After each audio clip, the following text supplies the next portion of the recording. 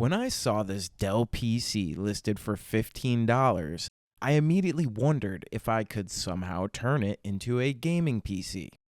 I figured it was probably a waste of time and continued to browse Marketplace.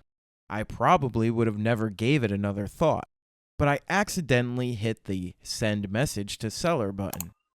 The next morning, the guy responded, saying it was working, but he couldn't get into Windows.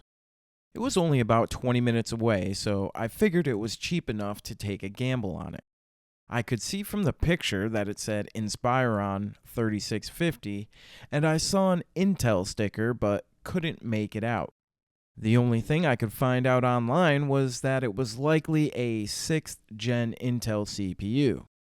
I tried to ask the guy what the Intel sticker said on the front, but he didn't know what I meant. So I met up with him to find out what this thing had in it.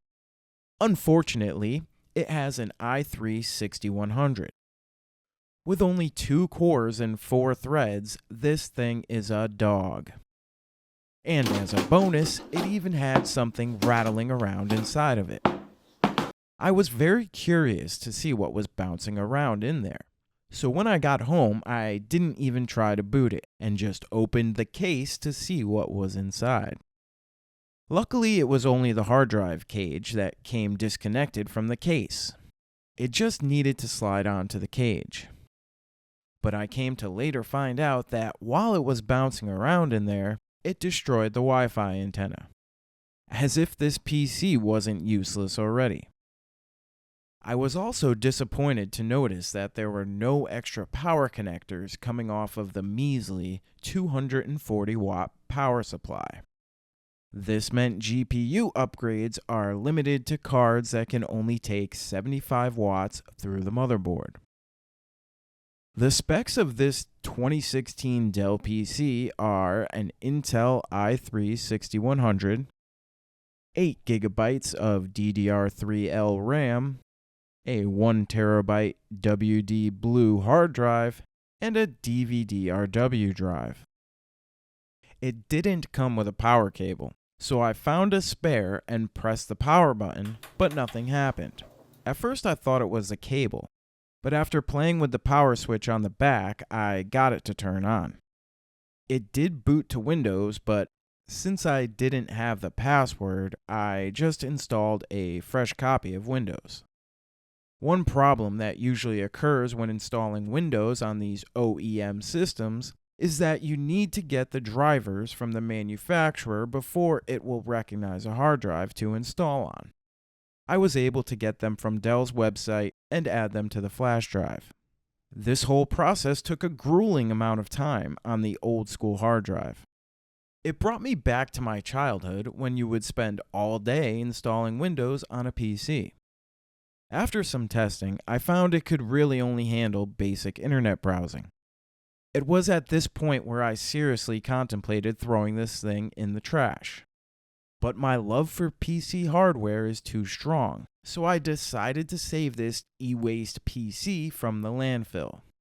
That being said, it clearly wasn't worth spending any money to upgrade this thing. The thought of putting any amount of money into this PC hurt my soul. So I'm challenging myself to spend no money on this PC and see what kind of use or value I can squeeze out of it. Something I can do for free is clean this thing up.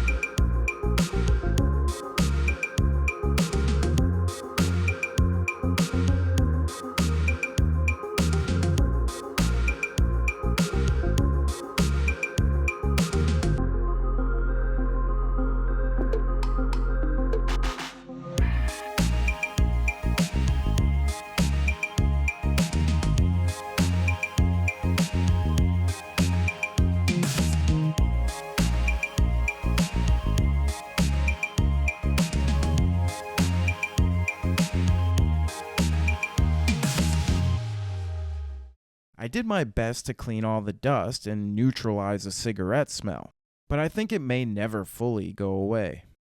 I was hoping to get this GTX 760 that I've had laying around for a while to work in this PC, but the power supply likely can't handle it and it doesn't really fit in this case. That left me with this GT 730. I popped it in to see if I could get a dedicated GPU to work on this pre-built. I was able to get it working, but finding games that were playable was another challenge. I was curious how the GT 730 compared to the iGPU on the 6100. So I compared the two in a few old games to see which was better. This let me determine that the only uses left for this hunk of junk could be retro gaming, boring office tasks, or a basic home theater PC.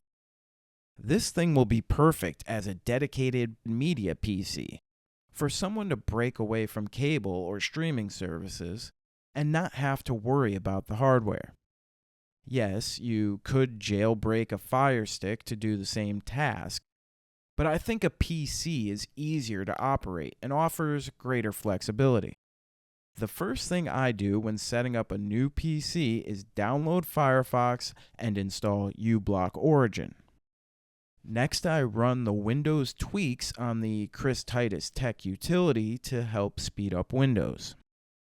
Now I can install my VPN so that my ISP won't spam my email with copyright notices. Next, I will install qBittorrent, which is my preferred torrent client. Do not use uTorrent since newer versions will install crypto mining malware that will make your CPU run at 100%. Next, I bookmarked my favorite streaming sites and trackers so I will have easy access to all the good content. Now this shitbox is ready to set up next to a TV for it to live out the rest of its life breaking the law. I hope it gets a horrible virus or the PSU spontaneously combusts so I have an excuse to finally throw it in the dumpster like I've always wanted. Thank you for watching.